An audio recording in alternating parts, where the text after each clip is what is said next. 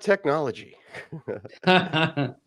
We are here for you, orange and blue today. The beautiful thumbnail says it all. So we got to get to it. Cecil Lammy, Andrew Mason, is Russ broken again? Welcome into the program, everybody. It is a special Thursday edition where we're frustrated by technology, but We're we got a lot to here. get to, Mace. We're here. We made it. We made it eventually. Yes. hmm You know, Sometimes you got to take a circuitous loop, right? exactly. I mean, I'm glad it worked out, but yeah, the last 15 minutes it kind of sucked. Getting the link, but that's okay. Right. It gave Right. me a chance to get clean shaven here. So earlier today I'm like, oh yeah, I got a little stubble going. I need to kind of clean up a little bit. Freshen it up.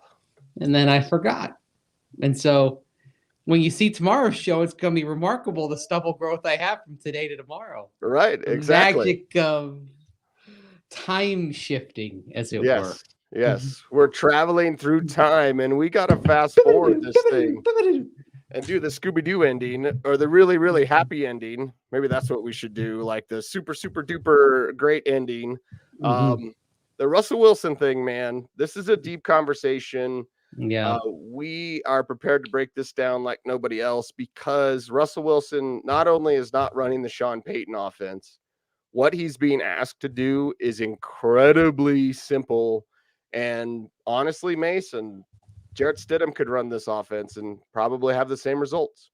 Yeah. I mean, this was the thing watching that game Sunday and then going back and rewatching it.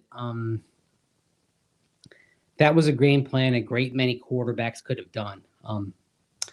So let's say this. First of all, I want to tip the cap to Sean Payton, right? Sean Payton is extremely gifted at working with quarterbacks, right?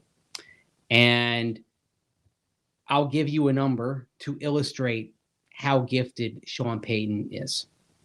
And that is 102.8. That was Jameis Winston's quarterback rating in 7 starts for New Orleans in 2021 before he got injured.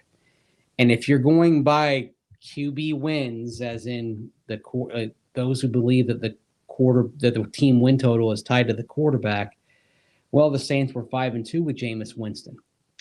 Now, Jameis Winston, before he went to New Orleans, was author of the infamous 30 for 30 season of 2019, where he had 30 interceptions to go along with 33 touchdown passes, and that ended the hopes of him being the long-term answer in Tampa Bay. But then he goes to New Orleans, becomes a different kind of passer and a very effective one, and certainly the most efficient type of passer of his career. But you know how many yards he averaged throwing for in 2021 during those starts? 167. It was very much playing within himself, playing to minimize weaknesses. And Jameis Winston, who had nearly as many interceptions as touchdowns in 2019, had only 3 interceptions against 14 touchdowns in those 7 starts for New Orleans. And I bring those up, Cease, because if you look at Russell Wilson and how the game plan is being massaged to play to what he can do and minimize his deficiencies that he has at this point, well, in New Orleans, they went to that opera 2 years ago with Jameis Winston, and it probably would have gotten them into the playoffs if Jameis had not gotten hurt. Certainly, yeah. Yes, because there was only so much that Sean Payton could do with the remainders left at quarterback. I mean, they were starting Ian Book later on that year, remember? Because they had so many injuries there. I mean, if they could have just gotten Trevor Siemian healthy, that might have been enough to be a playoff team the year after losing Drew Brees to retirement. But it didn't work out that way. But point being, we have seen Sean Payton take a quarterback who wasn't entirely efficient the previous season as a starter and maximize what he could do. It doesn't mean we're talking about a long-term solution, however. Right. And I think that's where we're getting some conversation in the chat room, and we're always open to that, right? There's nothing wrong with this. But Andre says only 8 weeks into the system, Russ is actually doing good. Guy can't catch a break. The plays that Sean Payton tries to run, Russ can't run. So he has to simplify things. So again, like Russ is doing good and he had 3 touchdown passes, but we have to look towards the future with this. And can actually Russell Wilson do what Sean Payton wants him to do? We have several weeks now of evidence that the answer is no. So can Russ win in a certain way? Yes. Sure. But is that sustainable? And is that what Sean Payton wants to do long term? And the thing that's looming over this is the financial question, right? Is it sustainable to where you want to go on the hook for another $37 million guaranteed? You know, there's the thing that comes up in baseball often, sunk cost fallacy, where you say, okay, we just have to keep putting this player in whom we've spent a lot of money into the lineup just so we can get something out of him, right? But the fallacy becomes that you're playing this player just so you can justify the cost that is spent rather than putting a younger player out there who could develop into something better, right?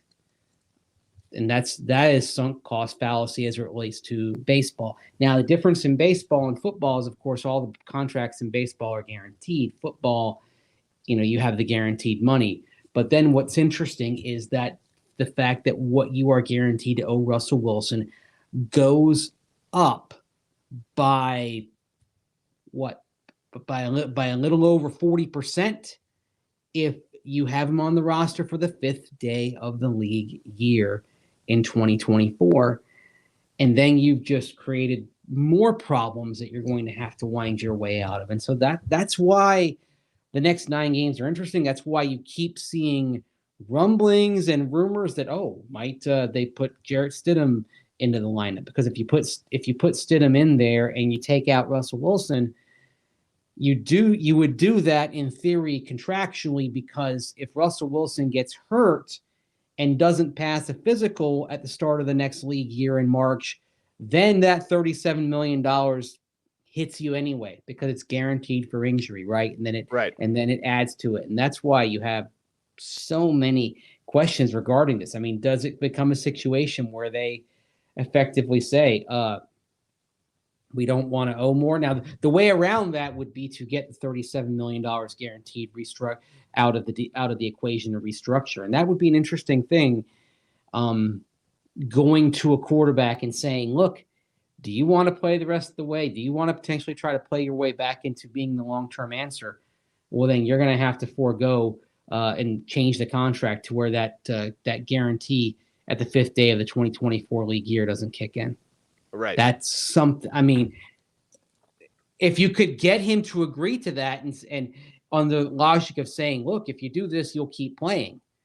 If you don't do this, Jarrett Stidham's going to take your snaps. And that, I have no indication this is going to happen, but this is the sort of thing that comes up when you're talking about the mechanics of the contract.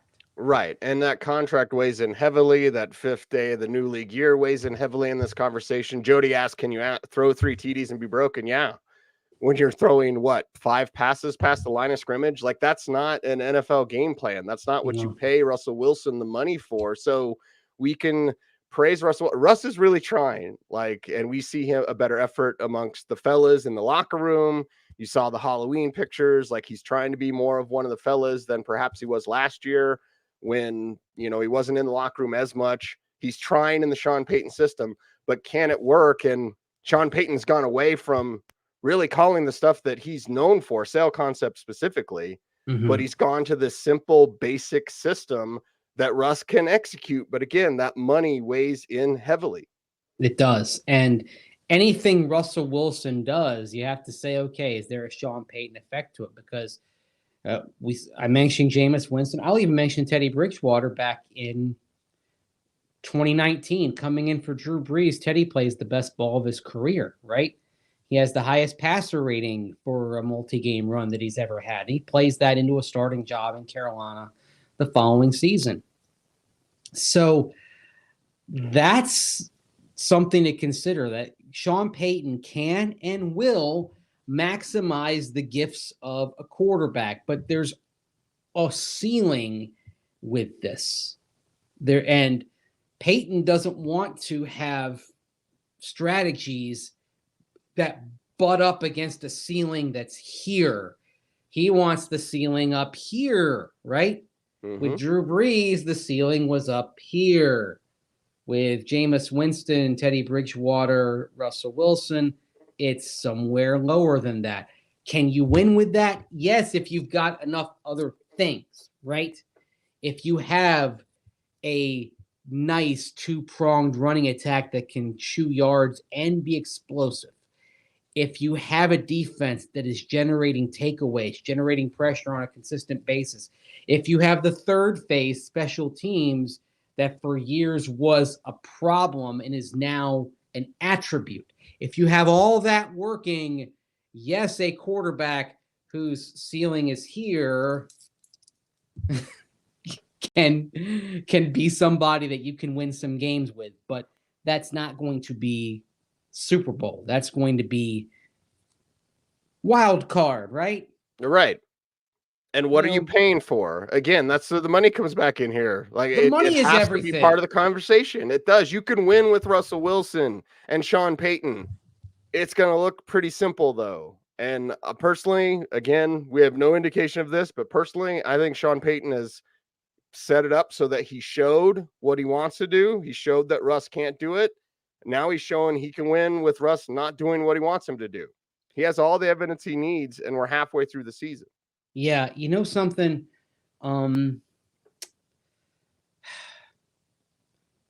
We wouldn't be having this conversation if it was not involving the $37 million clause in the contract, with it becoming guaranteed on the 5th day of the 2024 league year. This simply wouldn't be an issue. It would be, okay, is he doing enough to where you can ride him for another season? But the way that contract was structured means that you hit this decision point quicker. And yeah, would $85 million of dead cap over 2 years hurt? You are dadgum right, it will. But are you also in a situation where you've got a pretty robust quarterback draft class to where it could be 5 first-round picks potentially? And is this the time to strike? That is something that comes into play as well. Time, it was like when the Colts had their bad season when Peyton Manning got hurt. If Andrew Luck had not been at the top of the 2012 NFL draft, Peyton Manning would have come back to Indianapolis, and they would have gone forward with him getting healthy. And Peyton Manning would never have been a Denver Bronco. Think about how everything you know about the Broncos over the last dozen years would be different if Peyton Manning isn't there. And that only happens because you had a generational quarterback at the top of next year's draft class. Right. And this conversation, part of the reason it's happening is that you have a draft class that has 2 at the top and then some intriguing names that follow. And so, and then not only that, you have Sean Payton with the ability to maximize a Jameis Winston. And so let's say you decide, okay, we're not going to get the young quarterback next year. We're looking for a bridge. Well, then your ability to succeed with beyond the bridge is enhanced if you don't have another $37 million of potential commitment added to that. Right. And that's where the money comes in. And I know some fans may be even furious with this topic, which is fine. That's okay. We want to explain our stance on this. And it's something where Biggie Bronco says here in the chat room, do you think Russell Wilson can do a better job in his second year with Peyton? Now, anything is possible per Kevin Garnett. But here's the thing with Aaron Rodgers and Matt LaFleur. And I'll even bring up Matt Ryan and some guy named Kyle Shanahan. Remember that first year? Wasn't as good. Why? Because Matt was stubborn and didn't want to do what Kyle did. Why was Aaron Rodgers better in his second year? Because he was stubborn and didn't want to do what Matt LaFleur did. Back to my previous comment. Russell Wilson is trying to run the Sean Payton system. And when you watch film and you see the concepts that will not work with Russ, timing-based sale concepts, that's the difference. Rodgers was stubborn. Matt Ryan was stubborn. When they figured it out in the second year, they were better with Matt LaFleur and Kyle Shanahan, respectively. Russ is not being stubborn. Russ is trying. It just doesn't work. Yeah, and that's the thing. It's not that the effort isn't there. It is. But one of the reasons we have seen the offense do what it has done, which isn't great, but it has been efficient and it's been part of what is a success equation for this team. It's because we've seen conceptually things change, right? We've seen it. It really started to look different with that first game in Kansas City. Mm-hmm. It came out on the ground. Yep. Just because it didn't work out to win the game didn't mean it wasn't a good game plan. They could have won that game. You know, they could have. They could have if they convert that fourth down in the first quarter or the first half. Who's to say they don't win that game? So we have 3 games of evidence now of this new. I've compared it to Ben Roethlisberger rookie stuff, but you're dealing with a simplified offense, not what Sean Payton does. And why is that? We have to look into the why. And I understand people saying we need continuity and all these sorts of things, but it's like Sean Payton has all the power. That's the other thing in this that needs to factor into this, Mace. You don't have a head coach that has to meet his quarterback in the middle. Mm-hmm. He kind of tried for 5 games. It didn't work. Mm-hmm. 1-4 in those 5 games. Yeah, and I know there are people out there saying, okay, lose out, get the number 1 pick and all that. Coaches and players are going to try their hardest and they're going to be earnest about that, right? The NFL is a now league and it's such a paranoid league that nobody is in the mindset of tanking, right? You got to try to do it right away. So Sean Payton, very similar to John Fox with Tim Tebow 12 years ago, looked at a situation and said, let's solve the problem here. How do we maximize this right now? And it might well get the Broncos to a playoff appearance that nobody was expecting just a couple of weeks ago. It certainly has a chance to keep them in the mix for a while. It gives them a chance to build a winning culture. But here's the thing. You can build that culture and the people who were involved with building it aren't necessarily going to be there when it has its full blossoming, right? Mm-hmm. Like the example of Buffalo in 2017 with Tyrod Taylor. Right. That make the postseason and the team says, that's fine. We're moving on. Mm-hmm. AVR says, you act like the franchise is broken. No, not at all. It's actually closer to being healed than it was at the start of the season. Yeah, and that's what was frustrating about this season up to the last couple of weeks, Mason. We've talked about it on this show. Like, they have talent. They have good players. They don't have enough. They don't have enough good players. Mm-hmm. But they have the talent. If you could just figure some things out defensively. Mm-hmm. Praising Vance Joseph. Praising Baron Browning, of course. And him getting out there makes a huge difference. Having Justin Simmons healthy makes a huge difference. So it's like, no, this franchise is not broken whatsoever. But when you look at where they want to go, playoffs is one thing. This team, remember, Simba. I feel like the Lion King, right? Remember your past. Remember, like you guys, Broncos country, were always rooting for a team that seemed to be in perpetual Super Bowl contention. This whole get to the playoffs thing, you can get to the playoffs with Jarrett Stidham. Can you get to a Super Bowl with Jarrett Stidham? No. Can you get to the Super Bowl with Russell Wilson? I'm not sure anymore. Right. I'm not sure. That'd be tough. You'd have to use a biblical phrase, you'd have to pass a camel through the eye of a needle, right? Basically. Mm-hmm. Right. Yeah, it would be tough. It'd be really tough to get there and be talking about Super Bowl. But can you be a playoff team? Sure. I mean, if you go down at the list of quarterbacks that have led their teams to playoff appearances, I mean, there's a lot of pedestrian dudes on that list. I mean, Brian Hoyer, who, when he started for Chicago a couple weeks back, couldn't get out of his own way. Brian Hoyer led the Texans to a playoff appearance. They got shelled, and that's another thing.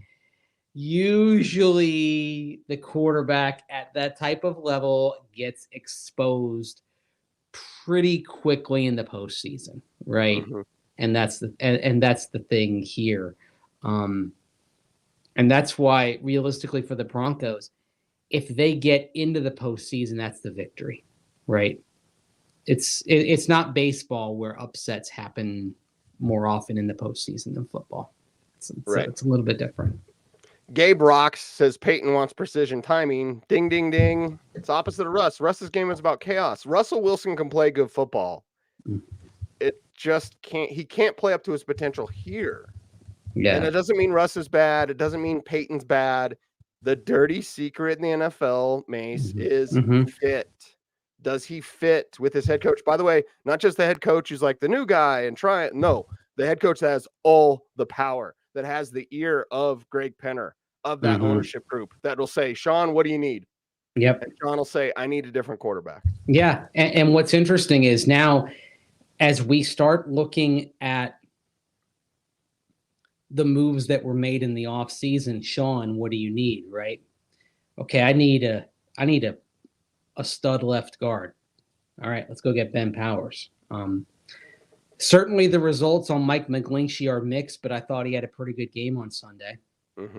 And let's see what he does in the back half here. But overall, one thing he can say is I needed to upgrade the offensive line. And oh, by the way, the offensive line is right there with special teams as the most improved area on the team.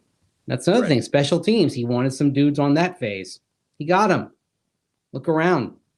Broncos have gone from a bottom 3 special teams unit to a top 10 special teams unit like that. I think Pro Football Focus had him ranked 9th after 8 games. It's been basically a reversal. So this is how Sean Payton can go in and say, hey, you gave me this. Look what happened. Now you gave me X. Now I want Y. Right. I'm trying to find it, Mace. So forgive me here. So just correct me if I'm wrong. Aren't they both ranked top 10 in pass blocking and run blocking grades? I believe they are, yes. And one of 5 teams, or maybe even one of 4 teams. Like, there's not many teams that are ranked top 10 in both run blocking and pass blocking. I'm ranked really low when it comes to speaking English, but like the offensive line isn't the cure-all answer like it used to be for everyone. Because it used to be true. Oh, the offensive line. Oh, man, the offensive line. No, the offensive line is playing good. You have a quarterback that hangs on to the ball too long. Sorry, nicest guy ever. He literally is the nicest guy ever. We want Russell Wilson to succeed, but when you fast forward it with improved offensive line play, can he run what Sean Payton wants? And we've already seen the answer. And we've already seen the answer, and now we're seeing the adaptation, right? We're seeing, okay, it didn't work this way. Now we're going to take a different path, which is not what you wanted to take because it puts a limitation on the ceiling, right? But it's the path that can maximize what you are right now. And look, we see Sean Payton talk about the Lions last year and how they started poorly and they finished 9-8. They've carried over the following season. And of course, the Lions are led by a former Sean Payton assistant in Dan Campbell. Right. There is a very strong belief from Sean Payton and his staff in maximizing what the team is at that moment and then figuring it out from there, because that is part of the process of the cliche of learning how to win, right? And that there is value in that. Yeah, we're in the learning how to win phase. Alex is very upset with this topic. Alex, thank you for watching. He says it's BS. Sean Payton ain't dictating what's happening with Russell. It's not George Payton. Sean Payton's dictating everything. It's his show. It's Sean Payton's show. Yes, it is. And that's why, it was funny to, when there were critiques of Mike McGlinchey in recent weeks, or, it's like, oh, well, it's another George Payton move. It's Sean Payton. Sean Payton is the period that ends all sentences and has been since the day he took the job. So successes or failures, personnel-wise, from February 1 through today, ultimately are on Sean Payton's desk. Yeah. Yep. Russell Wilson is more efficient now, Alex, but is he better? Can you win with a quarterback that doesn't pass past the line of scrimmage? Like, seriously, this is football 101 stuff. And you're seeing rookie quarterback concepts put in for Russ. Now, Russ isn't a rookie. Again, we praise Russ. We think he's a really good, solid veteran. But does he mesh with Sean Payton? The answer's right in front of us. They're making it work in the moment as best they can. Yes, and that's credit to both of them. But the thing is, And Russ, here's the deal. Russ, and he's talked about Drew Brees and the progression that Drew Brees made.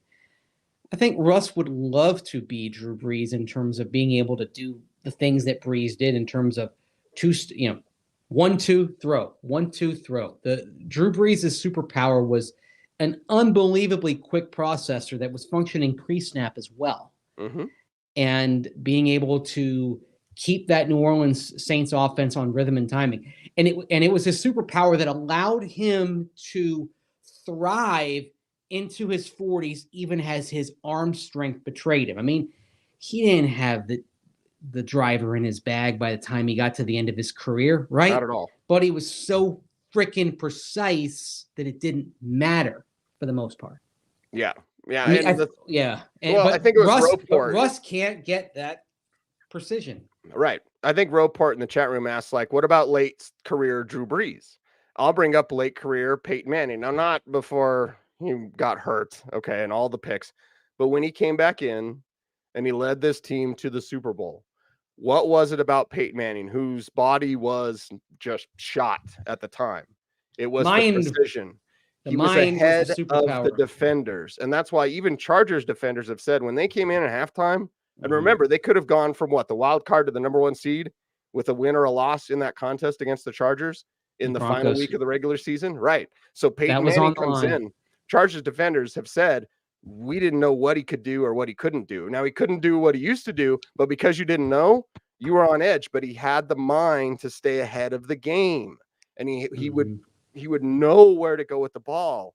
And the thing is with Russ is he doesn't trust it yet. Like either he can't see it or he sees it and the pass gets batted at the line of scrimmage, or he's like, he has this intent of like trying to play hero ball. And that's not what Sean Payton wants. Well, the other thing, when you're trying to play hero ball and you're trying to make it happen on your own with your legs, let's look at another play from last Sunday. That 4th down where he takes off and scrambles. And if you've watched Russell Wilson for a long time, I've watched him going all the way back to North Carolina State. You see him take off, and instinctively in my mind, I think, okay, he's going to pick that up. But he just can't move as fast. He didn't make the commitment to run as quickly, and he just couldn't get there. And he ends up losing the ball just before he gets to the sticks, right? And honestly, for me, as I'm watching this, having viewed the overall arc of Russell Wilson's football life from college through the pros, it was kind of sad to see that, but it was kind of a reality check saying this is what he can and maybe can't do right now. Right. But yeah, I see him taking off. I think, I actually said aloud in the press box, he's got this. And then I thought to myself, why did my instinct go to saying, okay, he's got this? And I did some processing on it, and I realized it's because I've watched this guy for a long time, North Carolina State, Wisconsin, Seattle, and now Denver. And over the years, I'm used to being able to see him pick up that kind of play because he's done it so often. Right. Sometimes that's what happens. The mind sees one thing for the player, and the body betrays. Right. Father Time is undefeated. Although Tom Brady probably gave Father Time the best run anybody's ever had, but Father Time is still undefeated, and it's creeping up on Russell Wilson. He turns 35 later on this season. So it's fair to ask the question, is he going to be able to do those types of things going forward? Right. Alex asks if we're Broncos. Is Mace even a Bronco? It's not about being a fan. It's about being an analyst and then understanding what can work. And I'll say this, watching the coaches tape, you sit in the press box, you watch the coaches tape. If you see the full field view, you'll see what you're seeing. Yeah. And to Alex's point, I'll say this, because people always bring up, like, you're a Steelers fan. I'm not really a fan of anybody. When you're an analyst, you can't be a fan. We're not doing this show today to bag on Russ. Okay? I mean, here's the thing. I'll admit, see that's an old Tampa Bay Buccaneers. Right. That's a 40-year-old poster there, right? Those were great posters, by the way. They made them for all every the teams, team, right? NFLPA, right? It was the NFL did. It's the NFLPA didn't have licensing because, like, like you see 63 here for Leroy Selman, Hall of Famer, Right. but his name's not on there, right? No. But like they did it for the Broncos. They did one for every team back then. I bought that. Actually bought it at the Oldsmar Flea Market that has the tagline, "The mightiest flea market in the South." I wonder who goes around measuring the might of flea markets in the southeastern United States, but I digress. Right. Anyway, I just don't think to have proper conversations about football, you can be a fan. Yeah, exactly. And honestly, like the fan has been of football, the fan has been whipped out of me. Now, do we enjoy watching the game, talking about it, chopping it up? Absolutely. Sure. But it's a more critical view that we have to have. And, that's why I don't apologize. And I know you don't apologize for that. By the way, we have some good comments.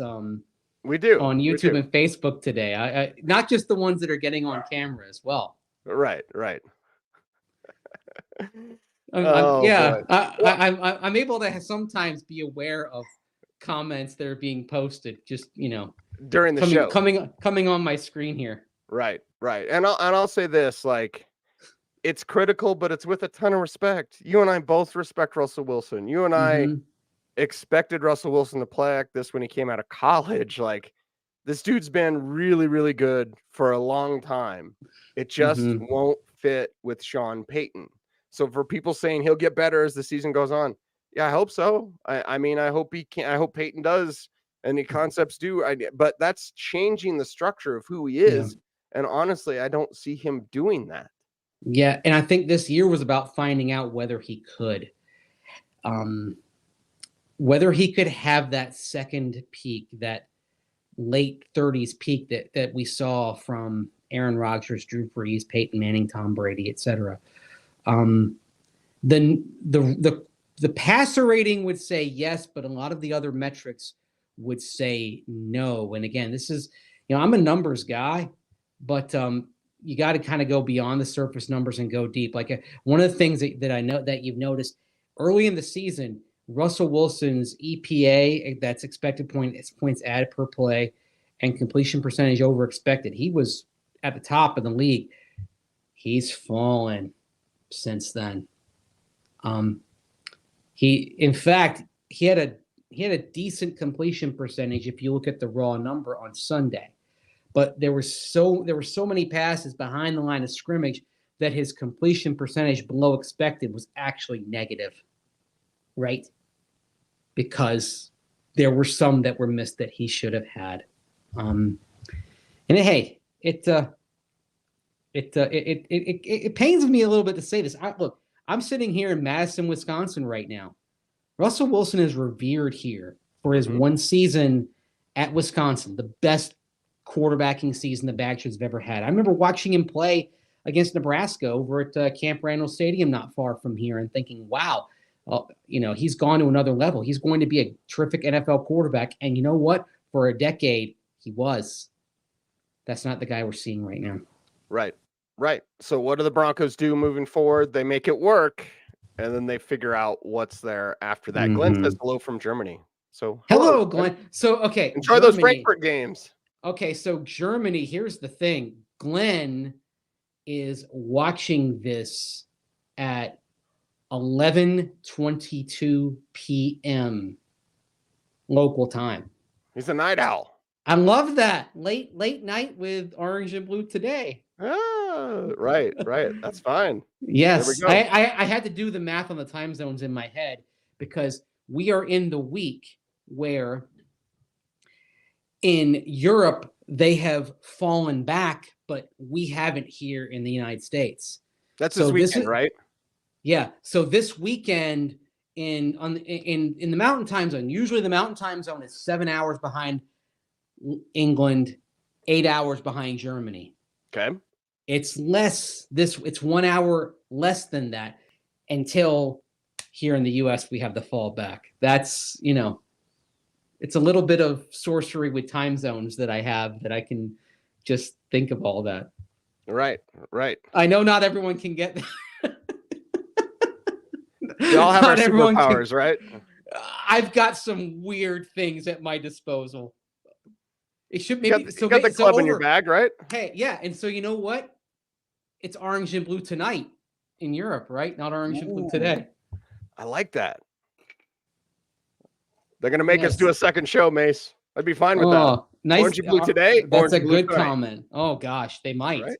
So we're gonna do orange and blue this morning. I mean, are we just gonna do it all? Because actually, what time is it over in Australia right now? It will be orange and blue this morning and down in Sydney, I imagine. I'd imagine so, right? Yeah, or Tokyo. Waking up with OBT. It would be orange and blue overnight in like Central Asia. I mean, yeah. What time is it in New Delhi right now? We'll figure it out. Yeah. Okay. I don't have that at my disposal. I'm sorry. Okay. I could figure that out. He's great on Jeopardy. He's Andrew Mason. I should have gone on Jeopardy. Okay. I did go food that starts with letter Q. Okay, I did go through the tryout process, and I didn't make it through, unfortunately. When I was younger. Now, one of my friends, his wife, actually was on Jeopardy. She finished second. She didn't win her show, but did get a good for you from the late Alex Trebek when she provided a tough question to an answer. Yeah, getting praise from Trebek was. Oh gosh, because you knew you did something. Yeah, because usually he could be smartass. Like if you're those are football fans out there, if you've ever seen the football category on Alex Trebek on Jeopardy, and the contestants go 0 for 5, and he gets to the last one. And I think it was an answer about the Purple People Eaters of the Vikings defense of the 1970s. And after he reads the answer, he says, "If any of you get this, I will die." And he's like, "I gotta talk to them during the break." Right, contestants. Right. It was, but yeah. One of my life dreams that I wasn't able to achieve. Because look, let's face it, even in your 40s, just slow down just a tick. I mean, Ken Jennings will tell you that he couldn't go compete today the way he did back in his prime years, right? That's why he hosts the show instead of playing on the show these days. So it's something that will always have to be a dream that was unfulfilled in my life. But that doesn't stop me from sitting there watching the show. And if I get going, it's like the scene in Groundhog Day when Phil Connors, played by Bill Murray, he's seen the show. He's like, "What are the Finger Lakes? What is Titicaca?" Oh gosh, yeah. We gave him a little lanyap today, Mace. We ran a little late, so we go a little long, right? We make it right. We don't have a limit on this here, and it was actually really fun to keep going today. I know, and again, it's a question that needs to be asked and discussed. Bye week's the perfect time to do it. Yes. And the fan side would be like, Russ is great, everything's great, and they beat the Chiefs, and that's great. But the film side says they did it, they can continue doing it, but can it be the long term? And why aren't there Sean Payton plays here? And the thing is, I think now is an appropriate time to do it because we're halfway through a season. Right. And I think, we could all be guilty of jumping to conclusions. And look, the first couple of games, there were things that looked very good. We sat here a couple of weeks in and said Russell Wilson's not the problem with this team. And indeed, you go down the list of problems with this team as it started 1-5, and Russell Wilson wasn't at the top of the list. But now that we're talking about seeing some success on the horizon, you have to ask the question critically, is this thing going to go where you hope it can go with him as the quarterback? It's not to say he can't turn around. There are 9 more games. But when you have that contract looming, it adds that layer of complexity to it. There are no simple answers. And as the song in Rocky IV that was used when Rocky was mourning the death of Apollo Creed said, there's no easy way out. That's a perfect wrap for today's program. It's Orange and Blue today. Andrew Mason, Cecil Lammy. Follow Mace on all the socials at Mace Denver. I'm at Cecil Lammy saying do the YouTube things, like, comment, share, subscribe, hit the notification bell so that you never miss a vid. He's Mace. I'm Cease, and OBT is a BFD, and we certainly appreciate you all. Until next time, stay tuned, and would you please stay frosty